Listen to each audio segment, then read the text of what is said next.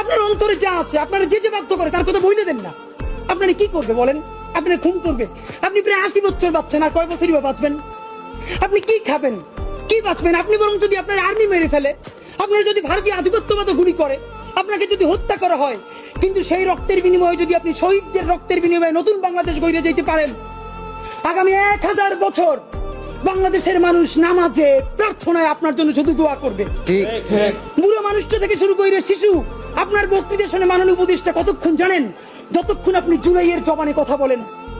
বাংলাদেশে গত 50 বছরে কোন রাষ্ট্রপ্রধানের 30 মিনিট 40 মিনিটের বক্তৃতা, রিক্সা চালক, ভ্যান চালক, সবজি বিক্রেতা, বিশ্ববিদ্যালয়ের প্রফেসর, ছাত্র জনতা আধা ঘন্টা বসে তার বক্তৃতা শুনে নজির নাই, যেটা আপনারটা হইছে। ঠিক। এটা কিন্তু আপনার চেহারা দেখে না।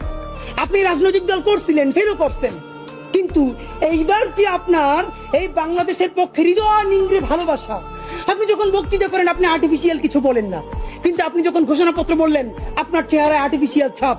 ইদানিং আপনি স্ক্রিপ্ট দেখে দেখে বক্তৃতা করেন, এগুলো আমরা চাই না। মাননীয় প্রধান উপদেষ্টা, আপনার একটা কথা বলি, আমরা আগেও বলেছি এই সরকারের সকল উপদেষ্টার এক পা অন্য দেশে, বিপদ হইলে ভাইগে যাবে, কিন্তু আমরা দৃঢ়ভাবে বিশ্বাস করি আপনি ভাগবেন না।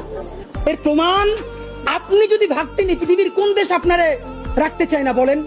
তাহলে হাসিনার আমলেও 10 তলা বিল্ডিং বাইয়া আপনার আদালতে হাজিরা আপনি দিতে আসতেন না। ঠিক। আপনি তখনই বিদেশ থাকতে পারতেন।